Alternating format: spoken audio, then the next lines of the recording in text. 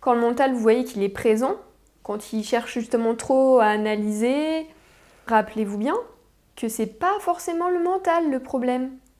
Vous vous rappelez que si le mental il est suractif, c'est que émotionnellement, il y a quelque chose qui est sûrement en suractivation également. Donc ça va vous demander d'aller regarder quelle est cette émotion. Qu'est-ce qui se passe à l'intérieur?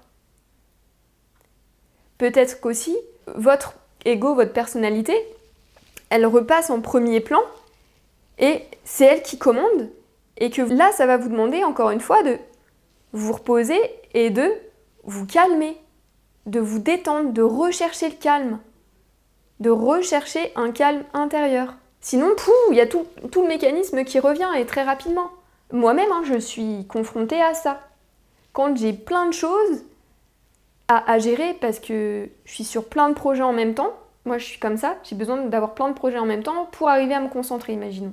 Et à un moment donné, j'arrive à rester calme avec tout ça, et à un moment donné, si je regarde pas émotionnellement, je peux basculer dans la suractivité, dans la suractivation.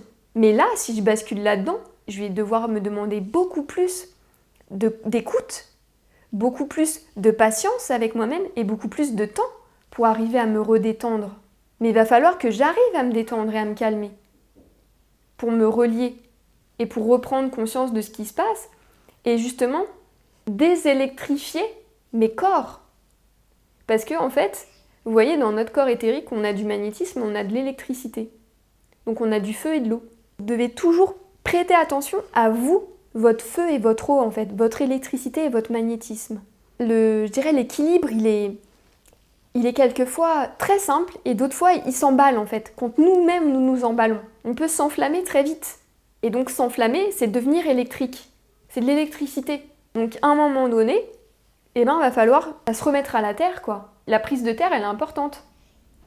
Parce qu'une fois qu'on est bien connecté à la terre, que la prise de terre elle est bien là, cette électricité, je vais pouvoir la décharger. On a chacun notre manière de la décharger, mais en tout cas, je vais devoir être à l'écoute de moi. Et attentive à ça, parce que sinon, je vais retomber dans un cercle vicieux et non vertueux cette fois-ci. Ça va être un cercle vicieux. L'électricité va générer encore plus d'électricité, qui va générer encore plus d'électricité, qui va me demander encore plus. Et là, vous voyez, c'est ça quoi, c'est le hamster quoi. Et je vais jamais m'arrêter. Et ça va me faire ça à l'intérieur de moi.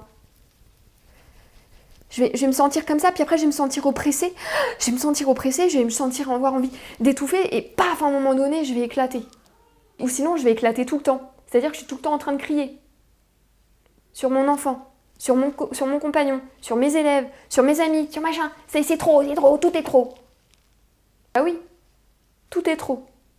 Parce que je suis suractive, je suis surélectrique. Et ça, ça peut nous arriver très vite.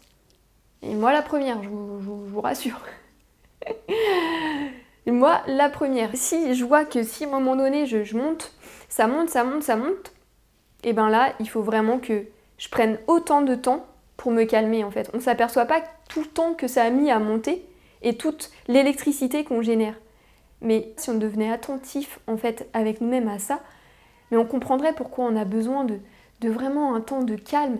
Et vous voyez, ce temps de calme, si vous ne le prenez pas à un moment donné, c'est la vie qui va vous amener à le prendre. Plus vous allez vouloir aller vite et faire des choses, plus vous allez être fatigué, plus vous allez devoir ralentir. Si vous ne le faites pas, vous forcez, et à un moment donné, vous n'allez plus pouvoir forcer. Vous allez être malade, un rhume, une petite migraine, un petit machin, un petit ceci, un petit cela. Et puis ensuite, ça va prendre des proportions de plus en plus grandes. Donc encore une fois, vous voyez, on parle souvent d'acceptation et d'écoute.